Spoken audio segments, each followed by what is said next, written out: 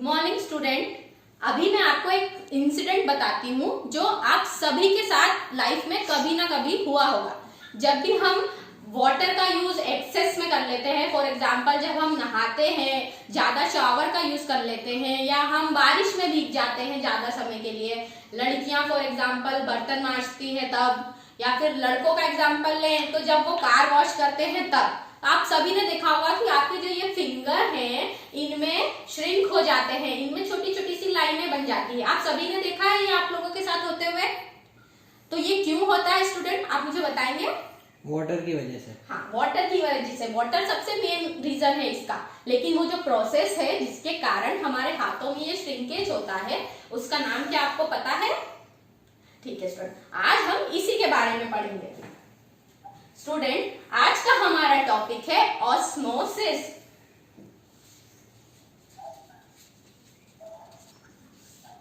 सबसे पहले हम देखते हैं ऑस्मोसिस होता क्या है। ऑस्मोसिस एक प्रकार का डिफ्यूजन है, ठीक है। तो अब हम देखते हैं कि डिफ्यूजन क्या होता है। तो सबसे पहले हम देखेंगे डिफ्यूजन।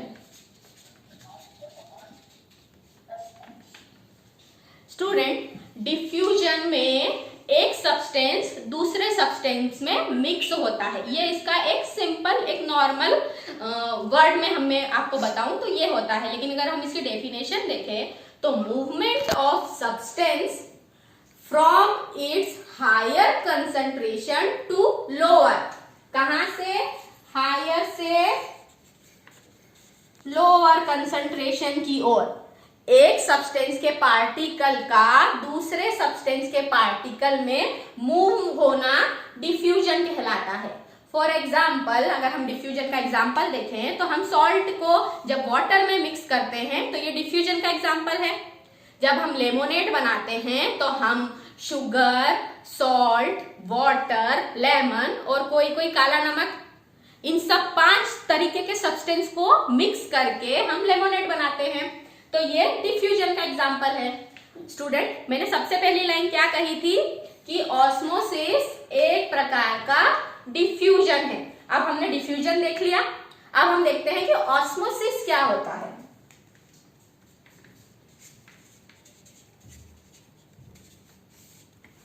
स्टूडेंट, डिफ्यूजन की तरह ऑस्मोसिस में भी पार्टिकल्स का मूवमेंट होता है हायर कंसंट्रेशन से लोअर कंसंट्रेशन की ओर, लेकिन वो पार्टिकल, वो सब्सटेंस कौन होता है? वाटर। और मूवमेंट किसके अक्रॉस होता है?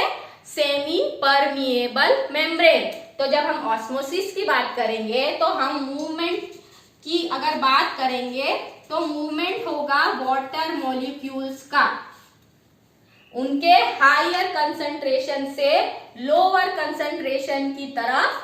और किसके थ्रू होगा? Through semi permeable membrane.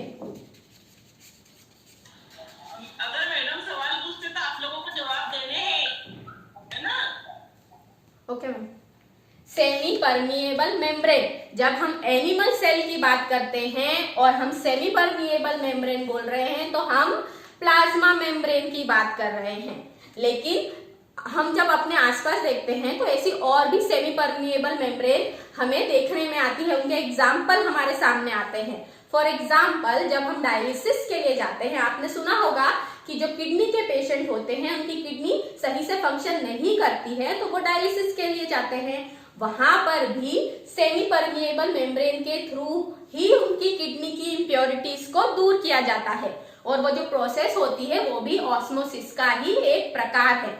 Student, अब हम डायग्राम के थ्रू ऑस्मोसिस को और अच्छे से समझते हैं। ये अगर हमने एक बीकर लिया और इसके बीच में ये सेमी परमिएबल मेम्ब्रेन से इसका पार्टीशन कर दिया। ये बीकर है और ये सेमी परमिएबल मेम्ब्रेन है जिसके बीच में पोर होते हैं, ये हम सभी को पता है। अब हम मेम्ब्रेन के दोनों तरफ लिक्विड भरेंगे, इस तरफ भी और इस तरफ भी। अब इस तरफ वाला लिक्विड अगर हम इसे ए कहें और इसको बी कहें तो ए तरफ वाले लिक्विड में अगर हमें ग्लास है उसमें हमने 2 चम्मच शक्कर डाली है, हमने इसमें वो डाला ग्लास प्लस 2 टेबलस्पून शुगर या सॉल्ट, ठीक है। और इस तरफ हमने एक ग्लास लिया, उसमें हमने 6 टेबलस्पून शुगर ली। स्टूडेंट आपको दिख रहा है यहाँ शुगर सिर्फ 2 टेबलस्पून है और यहाँ 6। कंसंट्रेशन में वेरिएशन है, तो मूवमेंट किसका होगा? सबसे मेन चीज हमें यहाँ ये याद रखनी है। अगर हम ऑस्मोसिस की बात कर रहे हैं तो मूवमेंट होगा वाटर के मॉलिक्यूल्स का। वाटर के मॉलिक्यूल्स इस तरफ भी हैं, इस तरफ भी हैं, लेकिन जो शुगर है उसके कंसंट्रेशन में वेरिएशन है, पर शुगर के मॉलिक्यूल मूव नहीं करेंगे। मूव कौन करेगा? वाटर के मॉलिक्यूल्स। वाटर के मॉलिक्यूल्स इक्विलिब्रियम को मेंटेन करने के लिए जहां वाटर मॉलिक्यूल ज्यादा है, कहां होंगे ज्यादा? यहाँ 2 टेबलस्पून है, यहाँ 6 है। यहाँ वाटर ज्यादा है, यहाँ वाटर कम है, तो वाटर के मॉलिक्यूल्स ए से बी की तरफ मूव करेंगे। ये है ऑस्मोसिस। इसका एग्जाम्पल अगर हम डेली लाइफ में देखेंगे तो जब हम प्लांट है उनको जब हम वाटर देते हैं तो जो उसकी रूट है वो वाटर को सक करती है, तो वो ऑस्मोसिस के कारण करती है। सेकंड इसका एग्जाम्पल है जब हम ग्रेप्स होते हैं उनसे जो रेजिन बनता है, जो किशमिश हम जिसे कहते हैं, वो भी ऑस्मोसिस की प्रोसेस के थ्रू ही बनता है, और ये ऑस्मोसिस का ही एग्जाम्पल है। अब हम इससे देखते हैं एक डेमोन्स्ट्रेशन के थ्रू। बच्चों आइए हम एक डेमोन्स्ट्रेशन के थ्रू ऑस्मोसिस की प्रोसेस को देखते हैं।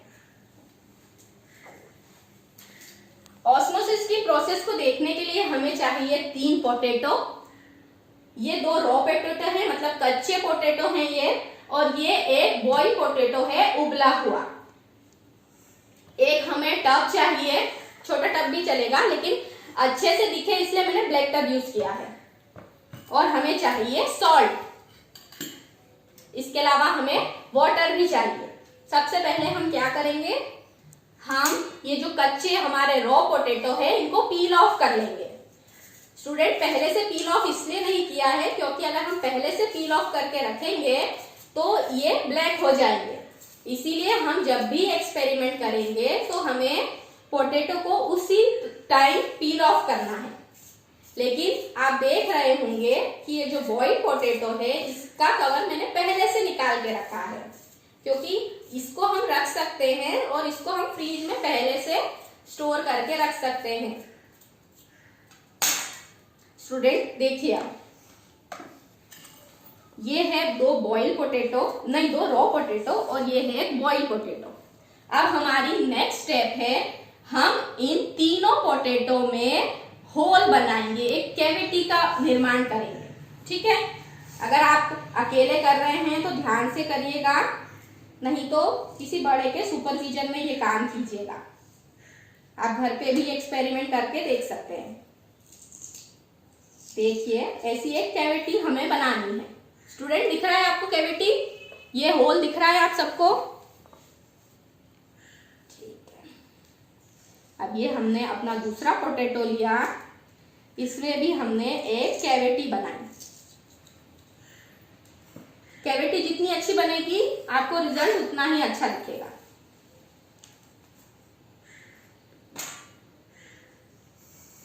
ठीक है, ये देखिए तीनों में कैविटी बन गई है। अब हम क्या करेंगे, जो फर्स्ट पोटैटो है, स्टूडेंट देखिए यहाँ पर, इसे हम कहेंगे पोटैटो 1 या पोटैटो ए, पोटैटो बी, पोटैटो सी। अब हम पोटैटो बी में 1 टेबल स्पून सॉल्ट डाल देंगे। दिखा, कैविटी मैंने पूरी सॉल्ट से फुल कर दी है। अब सेकंड जो बॉईल है उसमें भी सॉल्ट डाल के मैंने उस कैविटी को फुल कर दिया है।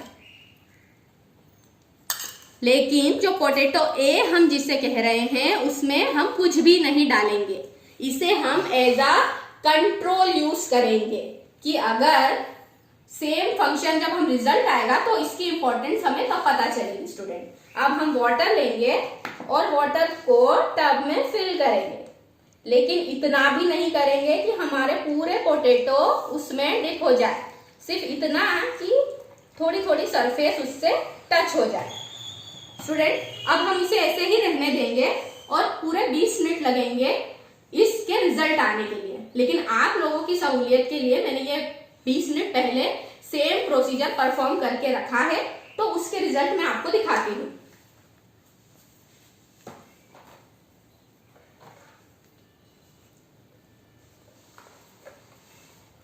स्टूडेंट देखिए, ये है पोटैटो ए। इसकी जो कैविटी है उसमें किसी भी प्रकार का वाटर नहीं है। इसे हमने एज अ कंट्रोल यूज किया था। जब आप कभी कोई प्रैक्टिकल करें तो एक कंट्रोल बनाना बहुत जरूरी है। वैसे कंट्रोल ट्रिपलेट में बनते हैं, लेकिन एक तो आपको बनाना ही चाहिए। अब स्टूडेंट मेन ये है आपको देखने के लिए, देखिए ये कैविटी, इसमें वाटर है। सेम रॉ पोटैटो जिसमें कैविटी है, जिसमें सॉल्ट नहीं है, उसमें वाटर नहीं आया है। लेकिन सेम रॉ पोटैटो जिसके इसमें सॉल्ट है, उसमें देखिए वाटर आ चुका है। मतलब ऑस्मोसिस की प्रोसेस हुई है। लेकिन जब हम बॉइल्ड पोटैटो लेते हैं तो इसकी कैविटी में किसी भी टाइप का वाटर नहीं आता। ये जो वाटर दिख रहा है, ये अभी मैंने इसे उठाया है ना, इसलिए आ गया, लेकिन सॉल्ट में वाटर नहीं आएगा। अब इसका कारण हम देखते हैं।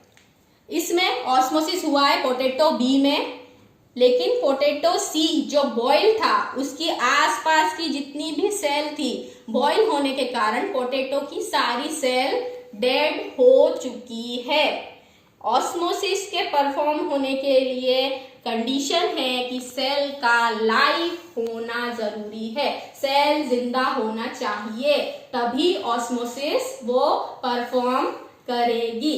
फर्स्ट हमने लिया, इसमें ऑस्मोसिस नहीं हुआ क्योंकि कंसंट्रेशन ग्रेडियंट नहीं बना। यहाँ अंदर सॉल्ट का लेवल नहीं बढ़ा और वाटर का लेवल बाहर और अंदर में कोई फर्क नहीं आया, इसलिए वाटर के पार्टिकल्स का मूवमेंट नहीं हुआ।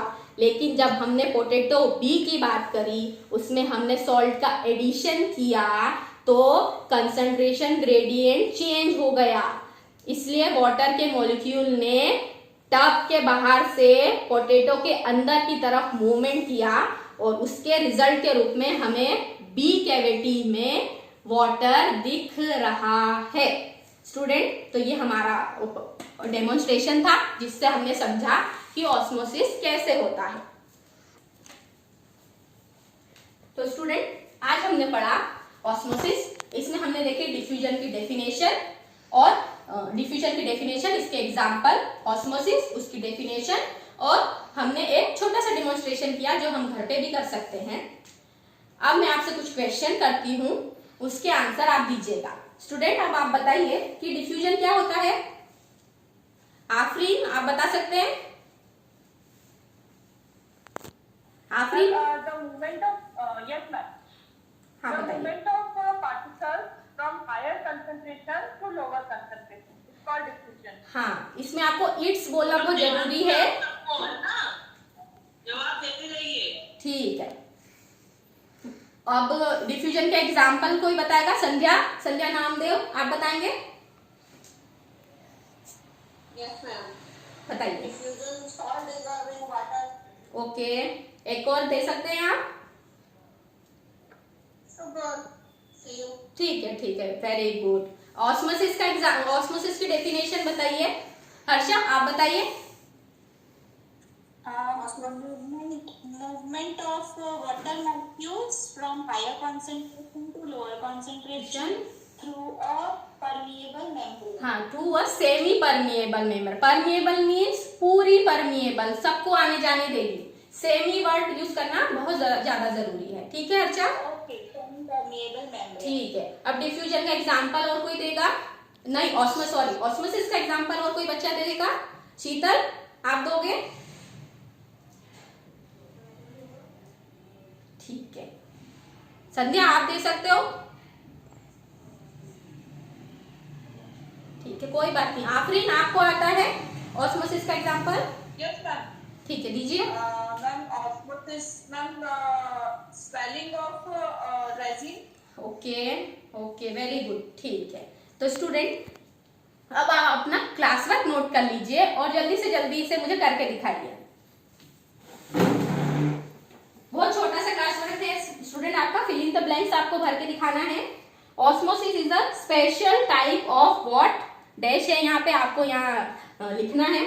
इन osmosis dash molecule move from its dash to dash concentration through dash, ठीक है, ये एक लाइन हो गई है।